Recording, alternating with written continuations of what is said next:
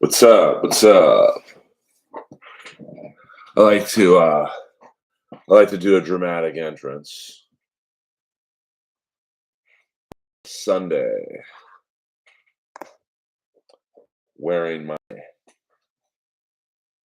Kiss shirt, 2003, 2004. I believe who knows what's going on with those guys. Since really the final Kiss concert. I highly doubt it will be. I think Kiss will come back and do a no, no, this is the real last tour. I've seen it before, 98 with Ace and Peter. You thought, okay, this is a good way to go out. Paul kept saying, we don't want to be the last guest left at the dinner party. We're back. I'm not sure what happened there. Let's check the Wi Fi. Okay, no. The Lord is conspiring against me to make this stream go as tough as possible. But I'm a soldier. Just checking the Wi-Fi. That. I will carry on. Bad Wi-Fi and all. Which is why I'm moving. So I can give you guys the optimal viewing experience through fiber optic Wi-Fi. Right now I'm using the dreaded AT&T. And they suck. What also sucks is the NFL package on YouTube and the feed choppier than Seal's cheekbone. I mean, I don't know about that. But the good thing about because I think they doubled the price or something. I mean, I recall on DirecTV it was like, I don't know, 230 bucks or something. What up, Ross Incognito? And then on YouTube, unless I'm stag, uh, unless I'm looking at the wrong column, YouTube, it's like $400. I'm not going to watch the Steelers for that kind of money. And thank God I didn't watch them today. They lost to the Cardinals 24-10. So clearly, Matt Canada is not the problem. Was not the problem. What's up, Chicano dude? I'm going on a little earlier. I think last Sunday night I went on at like 7 p.m. Uh, it is a wacky gym that I go to. That's for sure. As Kevin Brennan would say, that's a fact. I'm going there tonight. I like going there on Sunday nights. It's not that crowded. Um, yeah, it's weird. I don't understand the new NFL package. I mean, I love DirecTV. Like I've had DirecTV for the late '90s, and it's been great to have the package on and Geikie packages. I can watch all kind of games, and um, I could watch the Saber games because I was a big Rick Jenneret um, fan, so I could hear him, make the calls. I didn't even see the game, Ross. Was it snowing or something? Like I'm assuming that it's pretty cold in Pittsburgh and the weather. Uh, but I just like I don't know. I have a smart TV now, so I could watch it on YouTube and on my big screen. But like I don't know, man. I don't like how many different networks now the NFL is on. When I was a kid, it was either channel 2 or 4. I don't even think Fox was in the picture yet. Um, so you knew, okay, Sunday morning, there's a game on at 10, 1. and that was about it. Monday night, there's one game, Channel 7. And now it's like Thursday night football's on Amazon, and then you got Sunday night football, 2 games on Monday night.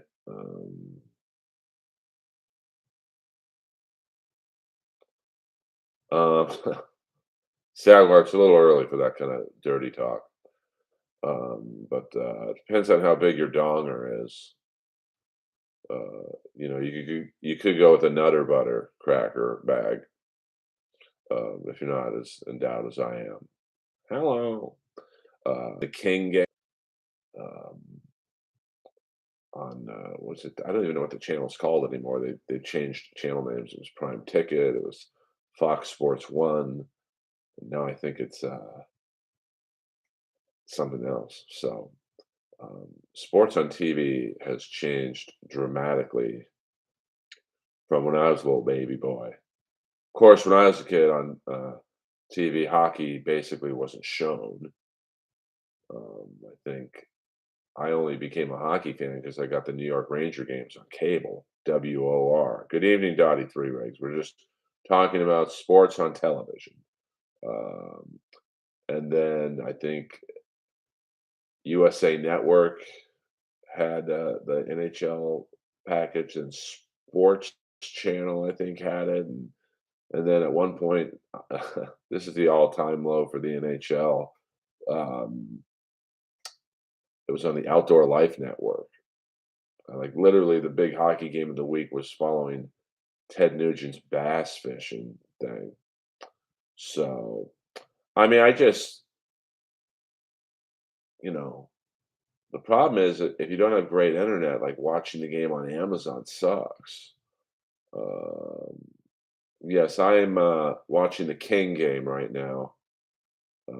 Yeah, Versus Network. I forgot about them. I mean, hockey's just what up, Jose? What up? Hockey has just never had a great TV package. But it's also, frankly, not a great TV sport. Uh, oh, thank you, Earl. Thank you. You want a really good Louis Anderson impression? I don't really do impressions, but Jeff Richards does a fantastic Louis Anderson, amongst many others. He does a good Gary Busey, and of course his drunk girl character on Saturday Night Live. Interesting. Well, I believe John Milius helped with Uncommon Valor. Let me look that up. I know it's unprofessional to go online. Let me turn the light on just for a second. John Milius.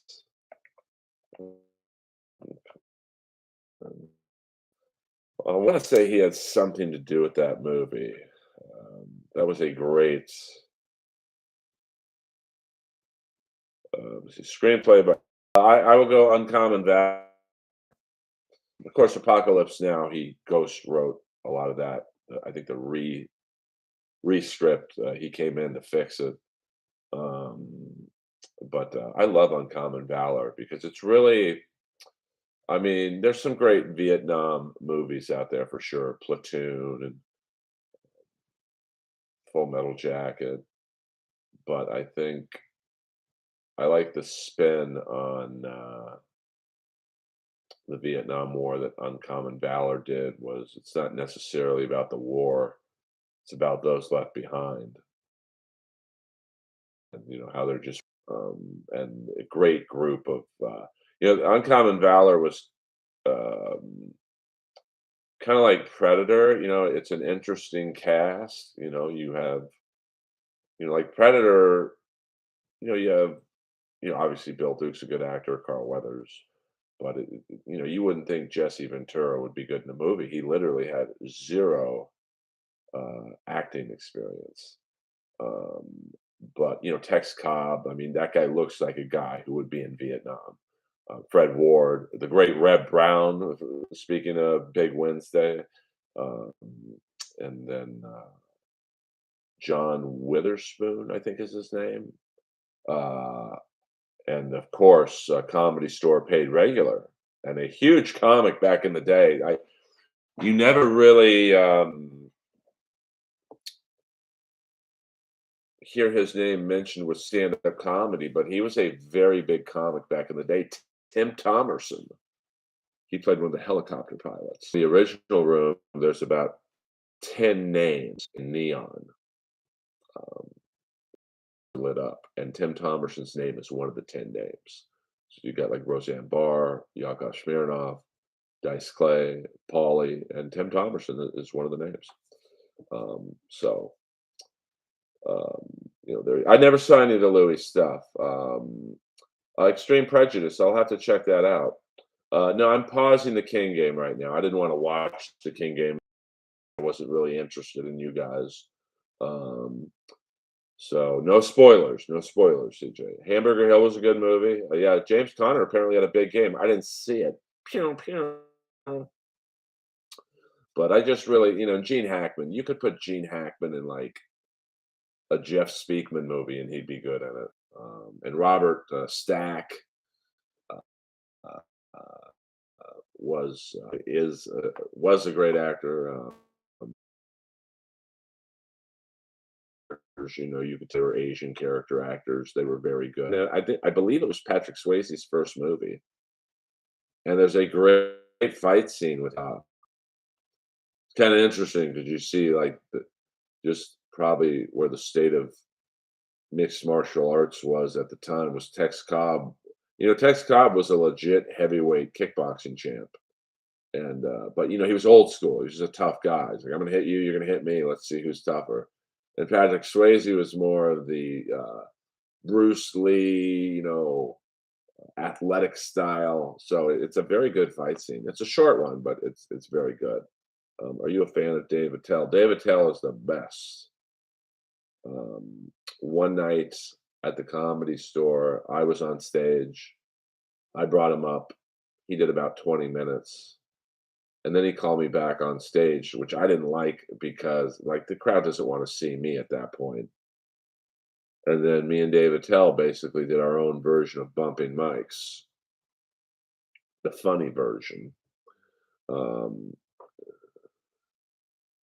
Nick Nolte. I love Nick Nolte. Powers Booth is one of my favorite go-to character actors. Michael Irons, original choice for RoboCop.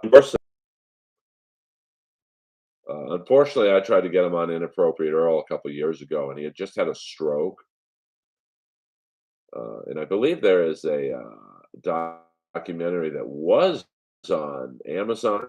It's called Milius, and basically talks about how at the time he couldn't talk, which is I'm not sure what his state is uh, right now.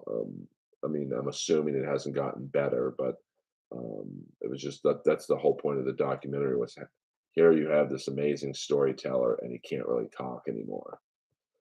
Um, Kind of like a basketball player who loses his legs. It's just like, oh man, this sucks. I would love to have interviewed him because Big Wednesday is a great movie. It's got a little bit of everything. Got a little TNA for you. It's very well written. Obviously, if he wrote it, and the acting. You look at the cast of Big Wednesday. A prime Jan Michael Vincent. A prime William Catt, a prime Gary Busey, and people kind of forget how good of an actor Gary Busey was. I mean, he should have won the Oscar for Buddy Holly. I mean, um, and then Sam Melville is like the Yoda type guru called Bear. I mean, Bear was such a believable character. There's an actual Bear surfboards company because people thought who watched the movie that, oh, this is a real company, and it really wasn't. Um, and it just didn't do well at the box office. I like Surviving the Game with the great Rutger Hauer, and I think F. Murray Abram, and trying to think who Ice T, and that young kid who was like hot for a minute. I mean, he was in a couple films, but he. Let me see who else was. I guess I can look stuff up. That's not against the rules here. It's my stream, goddamn it. Driving again. Uh, uh, uh, you know, in movies, and just he kind of flamed out after that movie. I thought it was a little similar to the Damn movie with Lance Henriksen. Kind of I don't know. Seemed like it was the same vibe. Oh, the stream keeps freezing.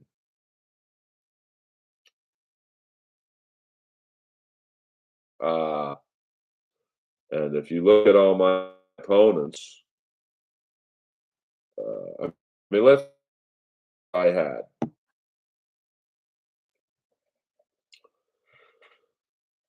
I battled Olivia Grace at LA Riot. That was her return to the show. And I just know people thought, oh, well, they're dating right now, but she'll kill him. She did not kill me. I won. And then, if you look at, see, it's not just who you beat, but it's where you beat them. Like, you got to understand that was her return to the show, and everyone wanted her to kill me. And that did not happen. And then if you look at my television battles, yes, hit the like button, please. Uh, my first battle on TV was against Jesse Joyce, a Comedy Central employee competing on a Comedy Central show. It was literally an illegal battle. There's a thing, if you've ever seen the movie Quiz Show, when there's a cash prize um, involved, there's supposed to be no conflicts of interest. It's a legitimate contest. Um, like Jesse was the head writer on At Midnight. He gets paychecks signed by Comedy Central. So who do you think Jeff and all the judges and all the Comedy Central executives were rooting for?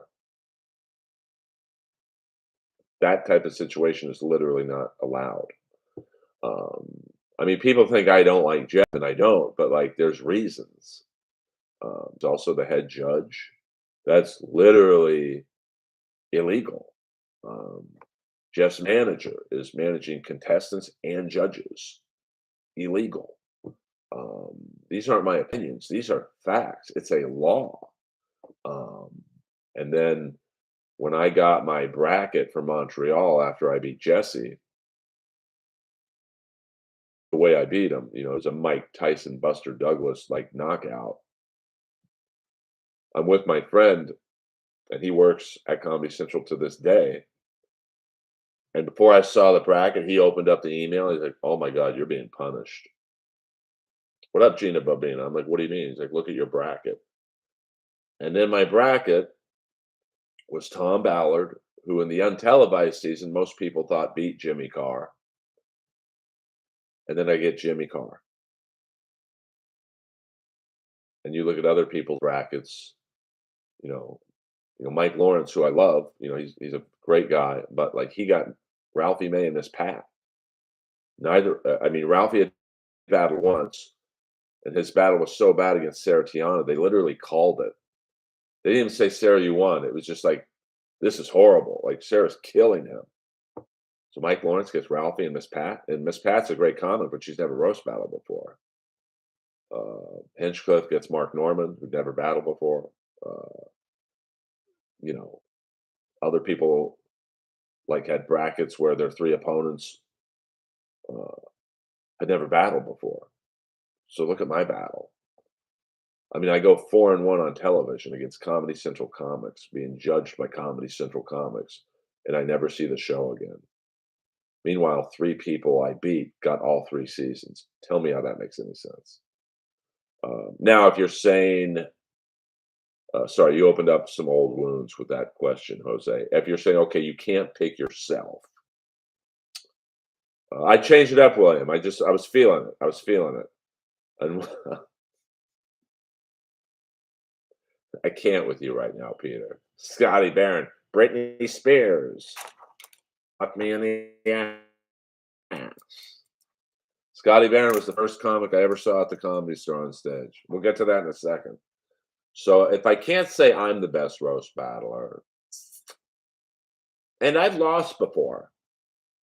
I've lost 3 times, but I've also won 10 times, against the best.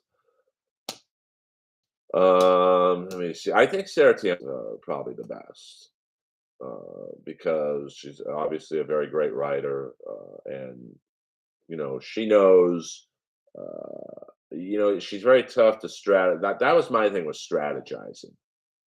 Like, I knew every joke about me was gonna be, "You're so old, blah, blah, blah."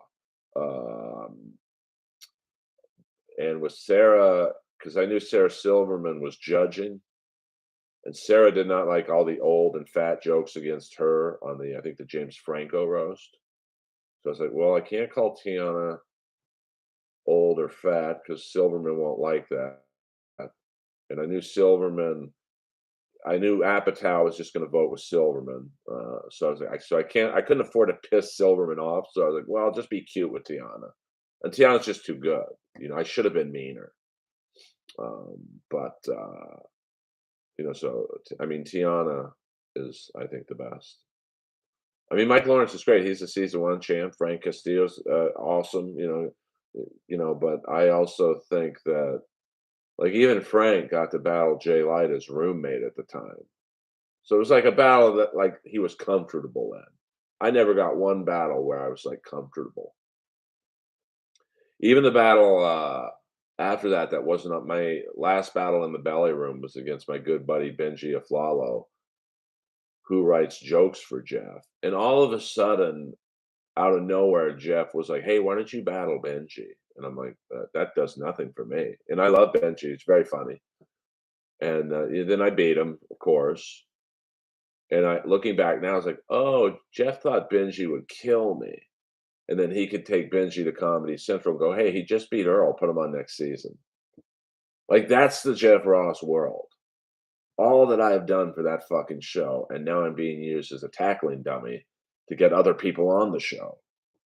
So, oh, thank you, Saint Ranger. You don't have to do that. I don't want any bootleg likes, but, let me see. In what bracket was Boone versus Bushman? Oh, that's a tough one because both, uh, oh boy, I mean, I think Boone would win because Bushman, I don't know about Bushman.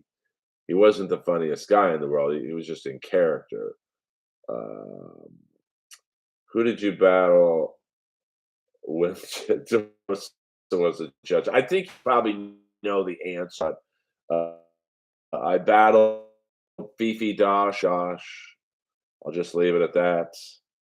Um, so, yes, absolutely, Cheng Lei. But he's my mortal enemy for a reason. You know, I don't. I mean, I think if you look at, there's no roast battle unless my participation in the early years was there. It wouldn't have lasted. You can ask anyone that who was around. Off the record, of course, they would never say I had anything to do with the success of the show on a podcast. But like people in the first year and a half were not coming for the battles. They were coming for me and Moses because we had this good chemistry. Um, and um, the show doesn't even get to Jeff unless I'm involved. So the fact that I went 4-1 on TV, have that my history on the show of getting it to Jeff, and that I only got one season, that they should be embarrassed. But he's not. I don't give a shit. But that's why he doesn't have long-term success with any of his shows. I mean, The Burn was nothing more than a ripoff of Jeselnik's show. Roast Battle is a show that you didn't need celebrities, to be frank. You need people who are good at roast battle. I mean, look at roast battle limped to 3 seasons in America, and nobody talks about the 2 seasons of the show in the UK. That's a fact. Um, you look at was it Yo Mama went like what 12 seasons? Never used a celebrity. Wild and Out, although they used some famous rappers, but to a degree, that was like 23 seasons. So you don't need celebrities for the show, but oh, we got to get Ralphie May on. We got to get the Sklar brothers on. We like, no, you don't. Um, and then a historical roast was an incredible bomb. And see, the people you got to be feel sorry for are the creators of historical roast because they what they were getting into when they dealt with. And now they have one season of a shitty show where no one was used on the show who helped build the show, and that's all they got now. So, Jeff can go on to another show, but those guys are going to have a hard time ever pitching another show again. But I'm the bad guy. Do you think Ross is mad at you because you didn't have fun at this house party? Uh, who knows? I mean, I think he's writing gig. They want to open up for him in Brea or whatever. I don't want any of that stuff. So yeah, more or less, Chingley. He took all the credit. But that's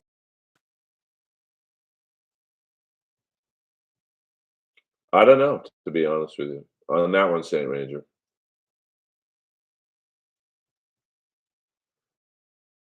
Well, I mean, I don't know about that one, Jaguar. I mean, I don't really talk about him anymore unless people, um, bring it up. But I'm an open book. I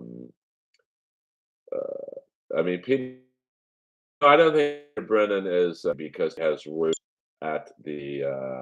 I believe Peter is a West Coast favorite Scott Hall match, the ladder match with Shawn Michaels, without a doubt. Yeah, I mean, but yeah, probably to a degree he did. But I think Jeff's biggest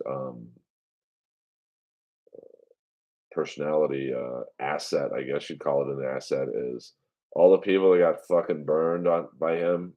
All the people who helped build roast battle, like a Doug Fager and many other great roast battlers who didn't get used on the show because the Sklar brothers were on.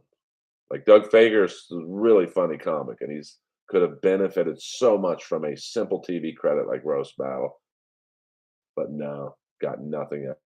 But then the week after the TV show, where they need a good battle to be in the belly room to keep the show going, "Hey, Doug, do you want to battle?" Okay. And no one gets mad at him. I mean, I opened up for him once, I don't know, maybe 2015, um, at the Irvine Improv. It's where that tape of me on YouTube is. I had the beard and the Motorhead shirt. And because I wanted to see how good his stand-up was. I said, I'm just gonna check it out. I want to see what his stand 10, 15 minutes of hacky, like just lazy jokes. And then he calls me up to roast the audience with him. It's like, what? Like, I've already done my 20 minutes. It's your time to work. But so I mean, you know, I think he's lazy. I'll just leave it at that. No, I don't think Saint Ranger Peter Brennan is David Talbot. Whoever Peter Brennan is, they have roots in California, Los Angeles. Specifically the Comedy Store. Dan Barton, yes, Dan Barton, a very funny guy. He's another guy who just like should have been more well known, but he was in that Kinnison orbit. See, like Tom Cassidy would not know who Dan Barton is, and that's Peter Brennan trying to throw you guys off the track in the chat. Um, Dan Barton does the best Beavis and Butthead impression because he kind of looks like Beavis. Um, but he was on the outer edge of the circle of the Kinnison world. But I did a lot of rooms with him in the early years, the Canoga Bowl and what was that? Amagi's. These are all open mics that the LA scene was infamous for. A lot of talent back then. but I don't think that that wave of comics was really ready for the next wave of social media, started by Dane Cook, really. Hey, you got to have a lot of followers. Doesn't matter how funny you are. Oh, great! Yeah, the Idolmaker. It's a great ending, and I always thought they could do that ending. Well, you could do the whole movie based around stand-up comics. Like you could have a funny older comic like my age, and he's kind of given up on trying to make it, and then he discovers a comic who say looks like Matt Rife. He's just got the look. But then I'm the brains behind the writing, and then he makes that guy a star, and then that guy leaves him, and then you find another guy like the Peter Gallagher character, and you make that guy, and then that guy leaves you, and then at the end you can show me at an open mic doing my own jokes. Kind of like similar to Marky Mark and was it Rockstar, where at the end of the movie he's just um, at an open mic playing his hippie songs. No, this was, Fartin' Barton. Were you there when Barton bit Freddie Lockhart? No, I was that was a little before my time at the store. Like I said, I went to the store in 2000, didn't really go back till about 2009, but, these newer audiences, I don't think were on board with it. Uh, so, yeah, I mean, I really liked, like the Idolmaker as much as I do because, you know, he, he infected a lot of people with HIV in real life, and so he's kind of a piece of shit. So it's hard for me to watch the movie now, realizing 1980 he probably was either about to or already had HIV and was fucking girls and not telling them. Uh, yeah, I mean, I think when I first got to the Comedy Store, some of the hosts were Brody, I think Peter Chen, I think Barris would host a little bit, and then when I came back, Danish and O'Neill, um, and, Renazizi. Uh, yeah, I mean Peter, I liked him in SVU where he played like the commissioner or something. I mean, he's really good in everything. He's like that guy. Like most people don't know his name, but they know his face. Like he's been think about it. He's been a working actor for 40 years. That I mean, from the Idol Maker to tonight. So that's pretty impressive. As someone who's been a working actor myself for I don't know 8 years, that's impressive. But 40, I can't imagine being more or less successful for 40 years. He never really had a big hit, like a super hit. But, I'll give him this, he always texts me or not text me, he always DMs me back on Twitter. Um, it's like, "Yeah, man, when next time in LA, I'll try and find some time to talk about it." By the way, I messaged one of my favorite '80s bad guys, Luca Bercovici, who, strangely enough, he had a great career in the '80s, American Flyers, Drop Zone in the '90s, Miami Vice. I think he probably got the parts. And I would guess because they look alike that him and John Glover went up for a lot of the same parts. And he said he would do the podcast, but he now lives in Dubai. Like he runs a film company in Dubai. See, that's the crazy thing to me about this business is like someone like Luca Bercovici, like can be a work, and he was also in Clean and Sober with Michael Keaton. He's very good in that. You can be like a working actor in this business and then just quit and go to Dubai. Yeah, John Glover. Yes, Chocolate War John Glover. Of course, my favorite John Glover movie is 52 Pickup, Roy Scheider, Anne Margaret, Clarence Williams III, the great character actor Robert Trabore. It's an awesome movie. It's a little dated because it's an '80s movie and it's made by Canon. Um, but I think it's a better movie than what came out a year later, Fatal Attraction. And yes, he was good in Drop Zone. Got killed by Gary Busey, but basically 52 Pickup and Fatal Attraction are kind of the same movie. Blackmail, intrigue, scorned lovers. Well, I don't know how old you are, Ching Li. I mean, I'm 55, so like I was 18 when I saw it, and so it's very 80s. Um, but if you look at the pedigree of the movie, you've got uh, directed by John Frankenheimer. It's uh, Elmore Leonard novel. Roy Scheider, who is one of the great, I think, what if actors of all time. I mean, when you look at his production in the 70s, I mean, Jaws, Marathon Man, he was in The Deer Hunter, but he was in it for like the first week or something, and then he wanted to get out of some contract, so he was forced to do Jaws 2 instead of Deer Hunter. Uh, and Anne Margaret, Robert Trevor is a fantastic character actor. Kelly Preston, a prime Kelly Preston, Vanity. So it just, I think for some reason it just didn't do well at the box office. I'm not sure why. But then I saw a documentary on Canon Films. I think it was on Netflix. It had a really weird title.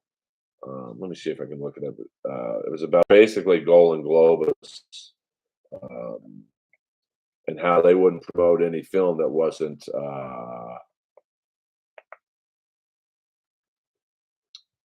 Chuck Norris. It was, yeah, Electric Boogaloo, the wild, untold story of Canon Films. And I don't know. There's a great 1983. That was a great flick, and I still think. Sorry, I'm just fixing some wires here. That he did Sequest, and then he just kind of settled into doing random roles. But a great actor. I mean, 52 Pickups a very well acted movie. Um, I mean, John Glover's a great villain, like the go-to villain of that era.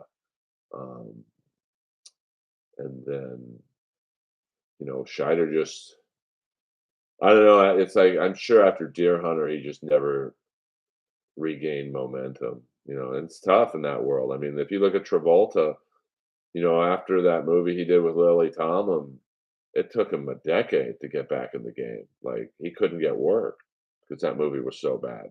I forget what it was called. Let me look that up. See, I don't have an assistant here. Let's see, John.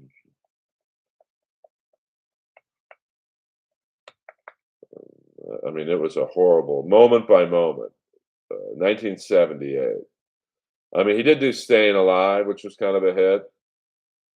Blowout, the Brian De Palma movie wasn't like a great hit, but like, moment by moment, like almost sunk Travolta. So I think, although I like Jaws too.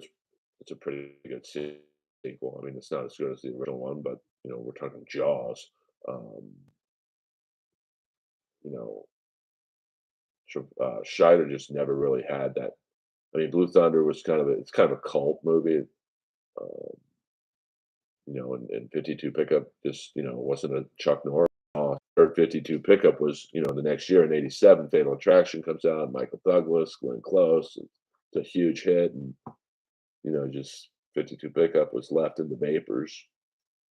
But it's a very good movie. Like I said, a little dated. Yeah, I mean John Savage. That's another guy um, who I thought should have been a bigger star. Like, what a great actor. I mean, he held his own in Deer Hunter and other movies. I think. Am I crazy? Was he in the Eiger Sanction with Clint Eastwood? Or am I going nuts? Let me look that up. Let me IMDb John Savage here. I mean, at least you guys can't see my iPad in the shot. So, And this is why I have to do this because, if you thought 45 minutes ago, I thought I was gonna be thinking about talking about John Savage, let me see. He was not in the Iger sanction, but let's look at some of the movies he was I mean, he's been in a lot of movies, man. Godfather Part 3, uh, Red Scorpion 2. I liked Red Scorpion. I mean, he's been a working actor. My God, I mean, he's probably been in 200 films. He's in something right now called Showdown at the Grand TV. He's not quite as proficient, but still pretty good. I mean, his first movie role was. I mean, John Savage has been a working actor since The Master Beater in 1969. So he's been working almost as long as I've been alive. That's fucking impressive, man. Let's see.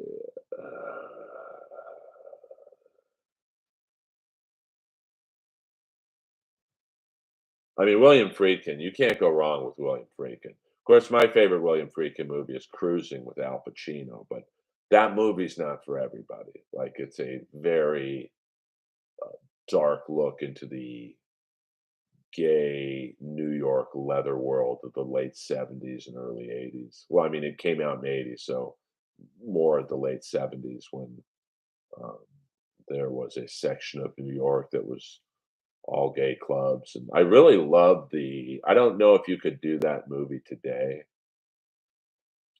because it doesn't paint gay men in a great light. I mean, it just paints a lot. It just paints gay men for the most part. It's just out of control, horned up, fucking alleys and parks and leather clubs. I don't think you could um, do that. Well, here's the thing. I've watched, Cruising. I don't think you could do that today. The LGBTQ community would be like, and you just, I don't think you could do it today. I mean, Cruising was a perfect movie for 1980. Um, well, here's the thing, and like I've seen Cruising probably 100 times, just like I've seen American Psycho. They're very parallel. I have no idea um, if Pacino was the killer at the end of the day.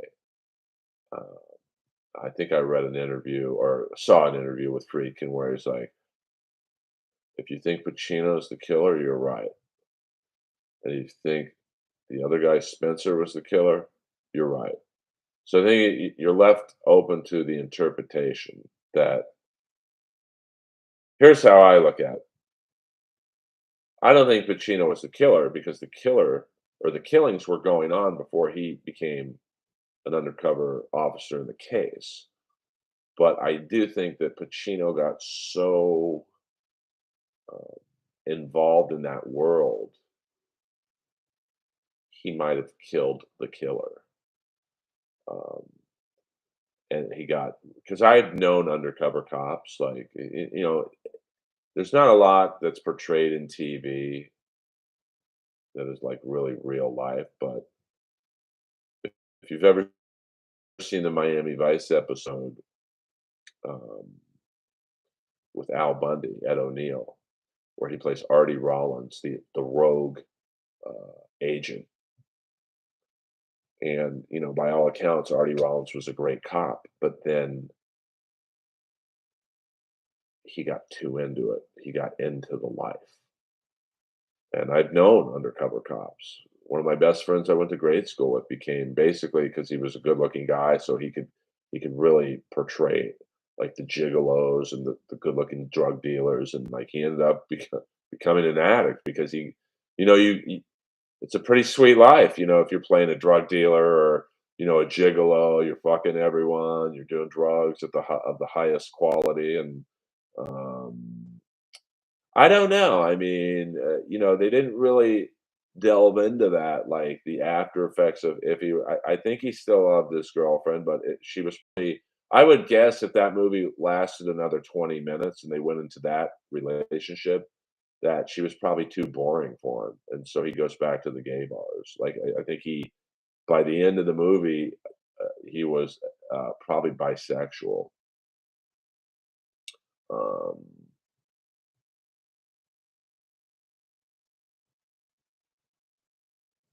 yeah, no, I saw American Psycho in theaters too. I think me and my buddy Eric had struck out with women at a bar in Westwood. So we walk out and we see American Psycho playing at the Bruin Theater. It's so weird. The Bruin Theater was where I took my very first date to see Trading Places. So we go in there. It's pretty full, and you know, neither one of us um, knew what the movie was about, and like that scene where he's like, "Don't stare at it, eat it," and then they show him in the mirror looking at himself while he's fucking going like that. Like, uh, I've never laughed so hard in the theater in my life. And the whole crowd was like looking at me and Eric because they're like, "This isn't really supposed to be a funny movie." I'm like, "Well, it's funny to me." Um, so yeah, I mean, Cruising, I think, is a movie that where the ending is open to your interpretation.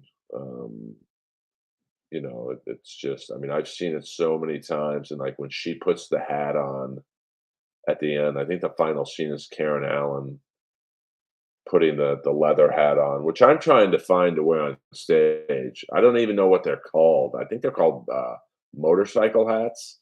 Rob Halford's got rip off the Rob Halford look from the mid '80s. So if anyone knows what those hats are actually called,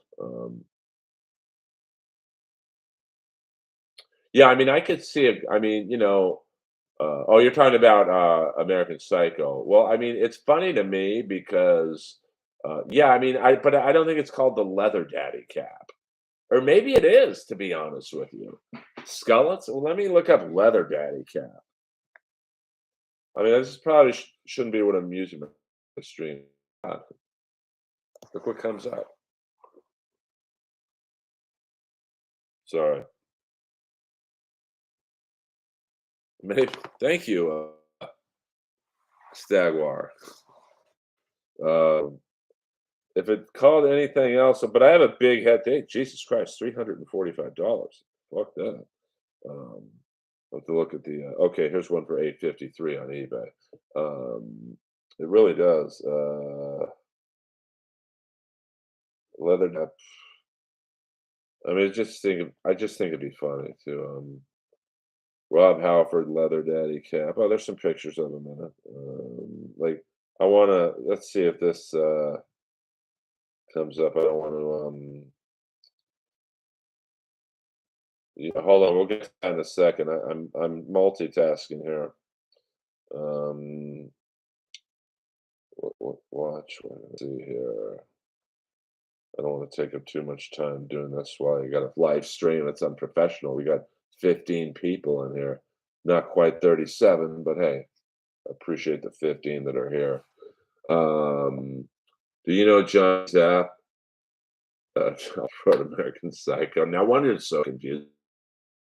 Zapp Earl, you heard about the killer going after bums in LA? Yeah, it's crazy. I'll do this online, but thank you. See, here's the next time I'm at the comedy store. Oh, hold on, that's not gonna work. Hold on. This is how I want to hit the stage. Let's see if my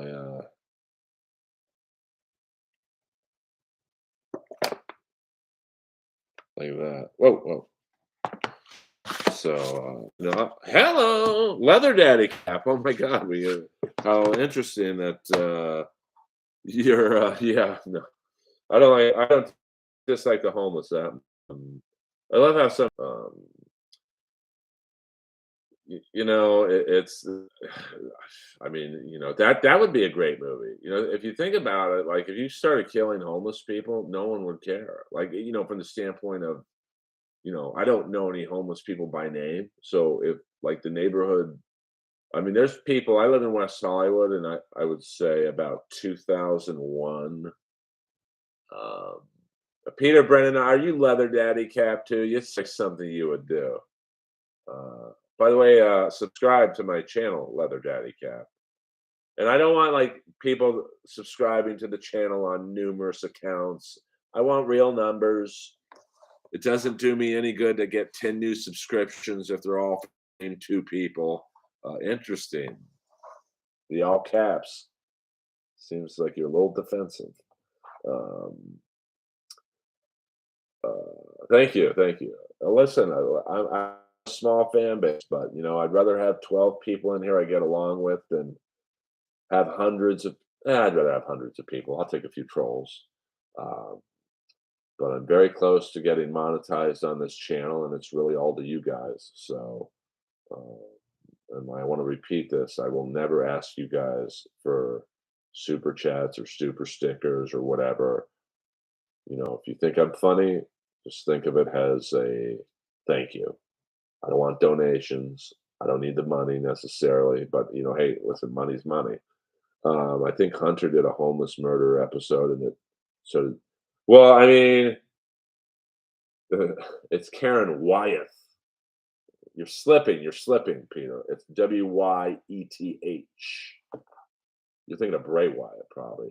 Um, I mean, I think it'd be a fascinating movie. How would you catch him? You'd almost have to do like Pacino did in Cruise, and you'd have to go undercover as a homeless person. And let me tell you something, that ain't a pretty world. There is a comedy room called the Fanatic Salon. It's an old hair salon, and it's on the corner of what is it, Venice and Sawtell. If you're a LA native, and I'm telling you, there is a homeless encampment under the freeway, both sides of it. I would estimate at least 100 homeless, 50 each side, tents, like some of them 2 stories, and there is a great food truck. Um, so you've got Fanatic Salon here, encampment here, food truck there. So if you're a comic, you have to walk through the homeless encampment to get to the food truck, and it's fucking scary, man. I mean, you can hear people shooting up,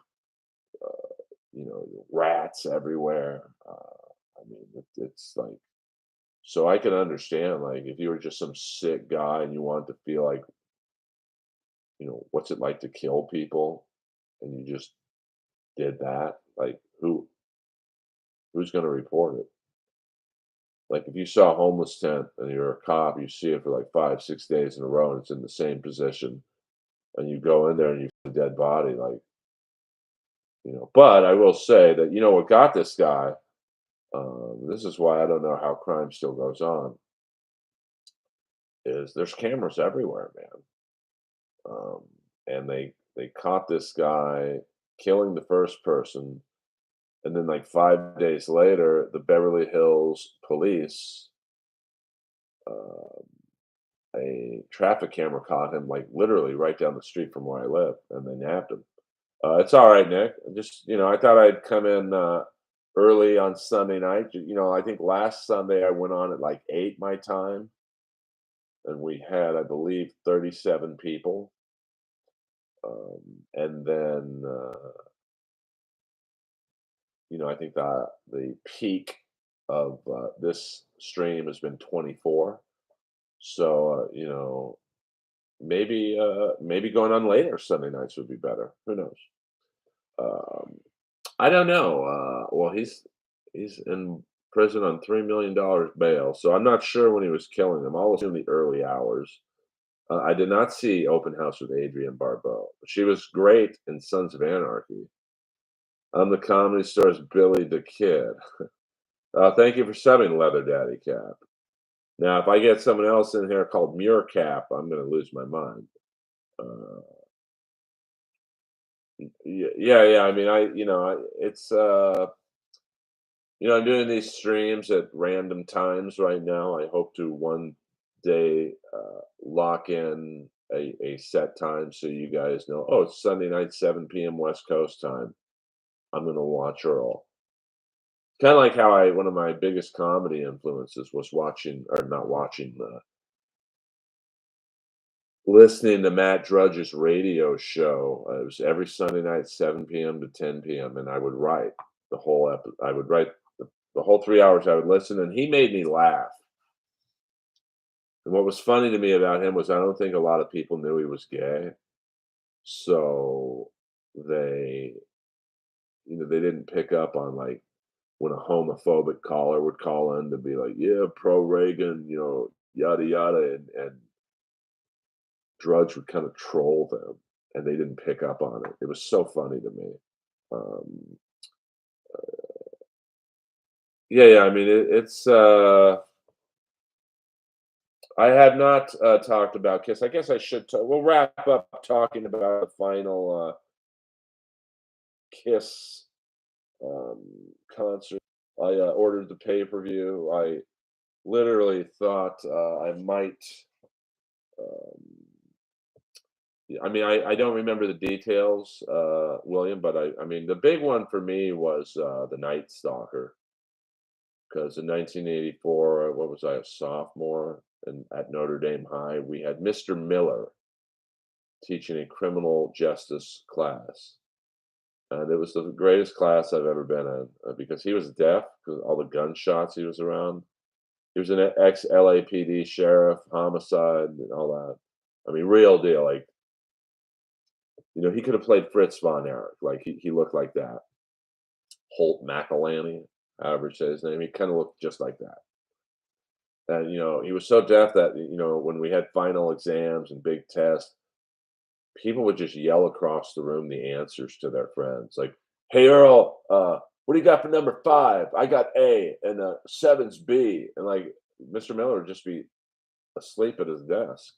Um, but it was great to be going through that the night slasher period and have a cop tell you exactly what's going to happen. Like, he literally said he's going to slip.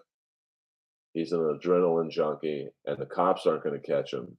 The people are, and that's exactly what happened. Oh, I'm not watching the game. I've got the King game on pause right now. So let me not quickly, but let me go over the final Kiss show last night, December 2nd, Madison Square Garden. I don't know if you're talking about the band or the team. And of course, they played Friday night as well. Is it their final 2 shows? Who knows? No, in the stands or in the game? Pretty standard Kiss concert. I mean, I believe it was the same lineup, same set as the Hollywood Bowl show I was at. They start off in Detroit Rock City is a great opener, and they come down on the 3 pods, and Shout It Out Loud's next. Very good. It's a good song. Deuce, I like Deuce. It's Gene's first lead vocal, and then War Machine. I mean, Heaven's on Fire is good. I mean, Tommy Thayer is an '80s guitar player, so like I do like his take on the "Lick It Up" and Animalize songs. I Love It Loud. The next song, Gene Breathes Fire. I mean, probably the only song that I personally would take out is the next song, Say Yeah. It's just, I'd rather have Crazy Nights in there, to be honest with you. Then, of course, Cold Gin. I mean, I get Tommy Thayer's in the band now, but his guitar solo, it's okay. I mean, he can clearly play the guitar, but I don't know, just something. It's like if it's Ace, it's one thing, but it's like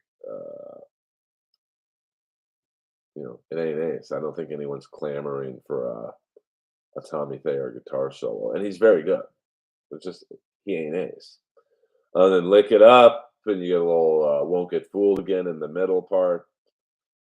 Um, Calling Dr. Love, Making Love, which I really love. I could do without the Paul and Tommy dueling guitar part. I just, like I said, if it's Paul and Ace, it's different. But you know, Psycho Circus, I can understand throwing that in there. The drum solo, great drum solo. Eric Singer is 100 times the drummer Peter Criss is, and that's not a knock on Peter. I'm an OG Kiss fan, but I'm glad it's Eric Singer in the band now. 100,000 Years, standard, version of it. Gene's bass solo, and then that morphs into God of Thunder, Love Gun, which is one of my favorite Kiss songs, and that's when Paul flies out over the crowd. Paul stays up there for I Was Made for Loving You. And I noticed Paul didn't try to hit the high notes, that can't get now. He kind of speaks that part now, and I'm fine with that. Then Black Diamond, and then you get into Beth, Eric Singer, Do You Love Me, which I like that song. Um, and you're probably right on that, Stagwar. And then, of course, Rock and Roll All Night. Was it worth the $50? Not really. I mean, you didn't see anything you haven't seen before. It would have been cool for their last show. Like, I would have thought they could have charged $100 if Ace and Peter came out, did a couple songs each. And this is probably wishful thinking because I know he probably would have fucked it up, but um, would have been cool to see Vinnie Vincent come out and do Lick It Up. Of course, having Mark St. John do Heaven's on Fire is going to be a tough get. But I mean, do I feel ripped off? No, but um, it was like it was the same show as the Hollywood Bowl, so I didn't really like walk away. I mean, I walked away a little sad, but then they did this thing where it's said something at the end of the broadcast. Kiss isn't done yet. I'm like, oh man, these motherfuckers. And I guess 4 holograms. You know, I would not go see Kiss. I mean, I might go to the first time they do a hologram show because you know it'd just be so fucking strange. And then you could hologram Benny Vincent in his prime playing Creatures of the Night. I mean, I might see the first one, but I don't think I don't think you get a lot of repeat business on a hologram Kiss tour. Um, See, I'm not watching the football game. Oh, really? Oh, I'll have to watch. Oh, yeah. I mean, rank the body shop from 1 to 10. Peter bringing it back on point. I mean, I'm not a big strip club guy. I mean, Fantasy Island was the best strip club in LA because they had the hottest girls by far. I mean, the so I now 6. Um, Favorite comic of Don Rickles and Foster Brooks. Um, how's John Varvatos doing? I mean, I think he works now for Under Armour, which is kind of a strange collaboration. I mean, I liked his brand OTD, which is the brand after Barbados. They had some really good lines and clothes, but it just didn't work. And who am I to sit there and tell John Varvatos how to run his business? But I just think he's so known for like selling to people my age, maybe a little younger than me, a little older than me. So I think it was too much of a 180 to go to uh, trying to sell like track suits that Tyler the Creator would wear. He went from selling clothes to people like Billy Idol to trying to sell clothes to people who look like Billie Eilish. And I just think it was just too much of a gap between, you know, and OTD was not a cheap brand. I mean, I was looking at a jacket I bought for I think $1,200. I wore it the other night to the comedy store, and I started, going, this is probably a jacket that shouldn't have been more than 4 or 500. So I think their price model was a little much. I mean, I do like the leather jackets that I bought from them. I get stopped on the street every time I wear an OTD jacket. So, it's just one of those things that for some reason it didn't work. So I'm curious to know uh, what he would do with Under Armour, unless they're trying to branch out into street clothes, like an Under Armour leather jacket designed by Barbados. I mean, I mean, I don't know what Under Armour's target audience is. I would say 19 to 39. So that's a little young for Barbados, but like if they can get older, if The Rock wears a Barbados jacket made by Under Armour, people are gonna buy it. So, oh, did it shut down? Did the CBGB's, Barbados shut down? I didn't know that. Did I witness, Mickey Allen I was there for the fight. I didn't witness it, but I was around the corner. Gaylord Dingler, uh, legendary, legendary comic. We believe Boone is dead, Munch. Um, there's not much to tell you other than what I told you last night. Let's just say Louis felt a song coming on and had to make a deposit in the toilet. Um, but Louis was always nice to me. He would guest on the Ian Baggs show at the Friars Club when we needed a big guest and we were inviting industry. He was a big supporter of the Ian Baggs show. So stretch here. I'm a little sore from doing chest yesterday. So it's not oh, I see what you're saying. Yeah, I mean, I think that's Barbados's era. So if anyone was going to take over CBGBs and turn it into something, I'm glad John did it.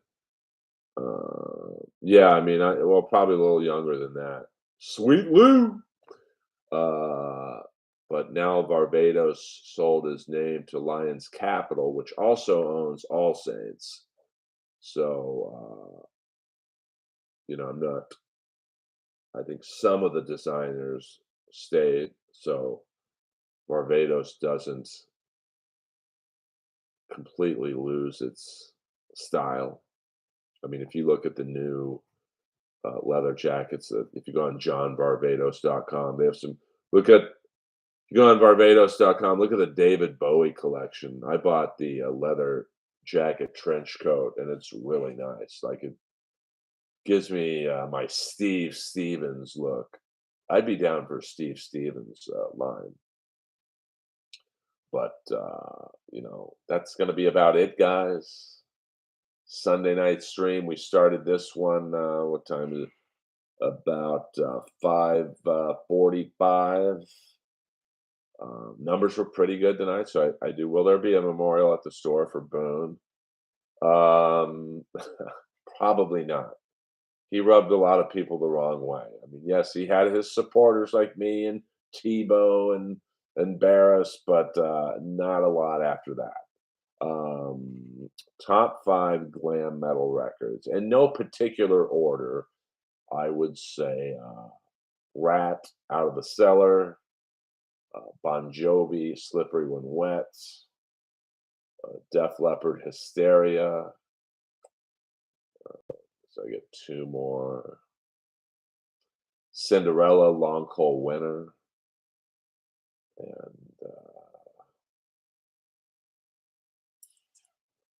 one more. Uh, this is my list, so I'm going to go Kiss Crazy Nights. Now, no one will ever tell you Kiss Crazy Nights is a top glam record, but I like it. So those would be my top five if I'm on a desert island. Uh, and I'd also say, let me see, I'm trying to think of maybe one more. If I could name one more, David Lee Roth, Eat 'Em and Smile. Yes, he really did, Peter. He really did. No, we do not need a Lemmy cologne. That would just be BO. That would be funny if there was a BO cologne. I know. Tracy sent me that picture of her and Stokely Hathaway. I loved it. Yeah, it didn't. The album didn't do that great, and the tour I don't think did that well either. But that was when Kiss was really hemorrhaging money. Although they had Lick It Up was a successful album and tour, Animalize was a successful album and tour, Asylum was a successful album and tour, but there was like almost a 2-year delay because Heart was having tremendous success with Ron Nevison. So Kiss wanted to do Crazy Nights with Ron Nevison, but they had to wait. So they kind of lost a little bit of their momentum. And then their next album was Hot in the Shade, which is essentially an all demos album. It was a very lazy effort by Kiss. Like Hide Your Heart was a cover, and that's probably the biggest hit. And then Revenge kind of got them back, and then they kind of fluttered around. And I think '95 they were basically forced to release Carnival of Souls because it was being so widely bootlegged. They was like, well, if people want to hear it, let's give them, the official version. Um, so Kiss was, and then the reunion tour hit, and they've been on it ever since. So next time you're at the store, ask the old heads about the Eric Douglas, Freddie Soto scuffle. Unfortunately, bro, there's not a lot of people around anymore from that era. I mean, sadly, most comics today at the store would not know who Freddie Soto is. You'd have me, Argus, Frazier, Barris, and maybe Vicky Barbalack. Uh, that would be funny if there was a BO cologne. I might have to tweet that out, William. William, are you on Twitter? Or are you at William Zoom? Or are you just a freelancer? Um, well, guys, thank you once again. The Sunday nights will definitely be my flagship night. Um, I'm not sure. Good for you, William. See, I don't know who Frank Laberman is. The smell, yeah. Um, yes, thank you, Stagwar. Thank you, Munch. Munch, a great man in the LA comedy world back in the day. Atlanta's favorite. So I love you all. Sunday nights will be a joke. Leave with a bang. All right, I'll give you a joke. Let me see the last new joke I wrote. Uh, the world is fucked when Daryl Hall files a restraining order against John Oates. Those concerts just got real awkward. Hello. Um, who walked out of Good Burger 20 years ago and thought, I'm going to need a sequel? Boing. One more. Snoop Dogg says he's giving up weed, which is like Tommy Lee saying he's giving up pussy. Don't bet on either. Pew! One more, since you guys are, you guys have been good to me. Let's see. A plane recently diverted back to JFK after a horse escaped on board. And can you imagine the dumps that it could unleash? Hopefully in coach, his daddy flies in first class. Hello. Do you think Jews like the $25,000 pyramid show just on the title alone? Speaking of which, how does a Jew not win the Price is Right episode? Those episodes would be 7 hours. That's free shit. Like that's jokes you hear at the Comedy Store. Guys, ever come to see me? And thank you for all the tweets. I think one of you tweeted at Joe Rogan the other day. But play it cool, play it cool. Don't make it obvious. Like when I had to take down my Comedy Store set the other night, I had to ask a guy to take down their tweets saying, "I'm not coming to the Comedy Store till you let Earl put that set back up." You got to, yeah, tweet cool. Be natural. The Comedy Store ain't involved in the Dabbleverse methods. I don't mind you guys tweeting on my behalf. Hey, at whatever, Joe Rogan or I mean, I almost came to New York to see the Final Kiss concert. I just got lazy. The tickets weren't that bad in terms of the concert. I knew I could do the stand, and I'm not past at the cellar, but at the age of 55, I'm not auditioning for a comedy club. Like you either think I'm funny or you don't. Um, I mean, the cellar doesn't need me, but I don't need it. But I'm loyal to the stand. I mean, I love the Booker of the stand, and so Nick, I will come to the store or to the New York scene I have many friends in the New York community, and who knows? In terms of the next stream, I'll probably do one tomorrow night. I'm not sure on what. Actually, I probably won't do one tomorrow night. I'm on a show at the Comedy Store, so if I do a stream tomorrow, it would be late, like probably like 11 p.m. my time. Ray DeVito for life. So I love you guys. Earl Skakel, Sunday night. I'm going to watch the hockey game now. Over and